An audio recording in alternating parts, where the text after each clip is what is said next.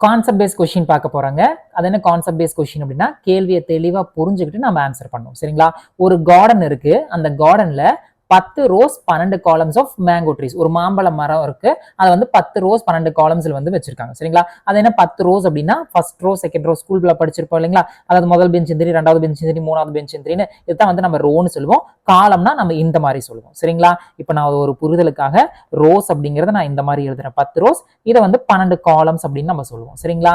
இப்போ distance between the 2 trees, ஒரு 2 மரம் இருக்குன்னு வச்சுக்கோங்களேன். அந்த 2 மரத்துக்கு உண்டான இடைவெளி எவ்வளவு இருக்குங்களா? 2 மீட்டர் இருக்குங்களா? சரிங்களா?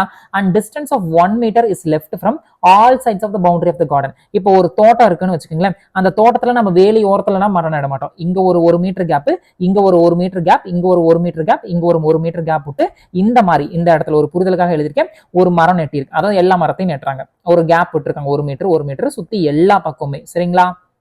இப்ப கேள்வி என்ன? The length of the gardens. அந்த கார்டனுடைய நீளத்தை மட்டும் தான் கேட்கறாங்க. ஏரியாவெல்லாம் கேட்கவே கிடையாதுங்க. வெறும் நீளத்தை மட்டும் நம்ம கணக்கு பண்ணா போதும். ரொம்ப எளிமையா நம்ம சால்வ் பண்ணிடலாம். இப்ப பாருங்க, ஒரு ஒரு ரோவை மட்டும் நம்ம எடுத்துட்டா போதும். ஒரு ரோல எத்தனை மரம் இருக்குங்க? 12 மரம் இருக்கும். 1 2 3 4 5 6 7 8 9 10 11 12 மரம் இருக்கும். சரிங்களா? ஆனா பாருங்க, இதுக்கு உண்டான கேப் எவ்வளவு இருக்குங்க? 1 2 3 4 5 6 7 8 9 10 11 தான் இருக்கும். சரிங்களா? அப்ப நம்ம என்ன பண்ணிக்கணும்? 11 into 2 22ன்னு எடுத்துக்கணும். which is 22 metre. Answer 22 metre கிடையாதுங்க. ஏன் அப்படின்னா இந்த இடத்துக்கு 1 மீட்டரும் இந்த இடத்துக்கு 1 மீட்டரும் விட்டுருக்கோம். அப்ப 22 பிளஸ் 2 மீட்டர் எவ்வளவு வருங்க? 24 மீட்டர் அப்படின்னு நம்மளுக்கு கிடைக்கும். அவ்வளவுதாங்க. ரொம்ப எளிமையான ஒரு கேள்வி. சரிங்களா? கேள்வி என்னவோ பாக்குறதுக்கு வித்தியாசமா தான் இருக்கும். பட் ஈஸியா நம்ம சால்வ் பண்ணலாம். வெறும் நீளத்தை மட்டும் கணக்கு பண்ணுங்க அப்படிங்கிறாங்க. நீளம்னா இதுதான் நீளம், அகலம்னா இதுதான் அகலம். சரிங்களா? இப்போ 12 மரம் இந்த இடத்துக்கு நெட் இருக்காங்க. ஆனா ஒரு மரத்துக்கு இன்னொரு மரத்துக்கு உண்டான கேப் எவ்வளவுங்க? 2 மீட்டர். இப்ப நல்லா கவனிங்க. 2 4 6 8 10 12 14 16 18 20 22. சரிங்களா? மரம் என்னமோ 12 தான். ஆனா அதுக்கு உண்டான இடைவெளி எவ்வளவு இருக்குங்க? 22 மீட்டர். சரிங்களா?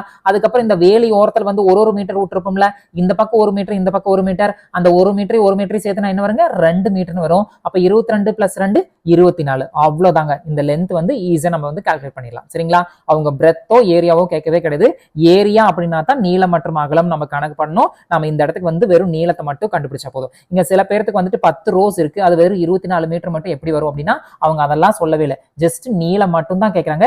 நம்ம நீளத்துக்கு ஒரு ரோ வச்சு நம்ம கணக்கு பண்ணாவே போதும். ஈஸியா நம்ம இந்த கேள்வியை புரிஞ்சுக்கலாம். சரிங்களா?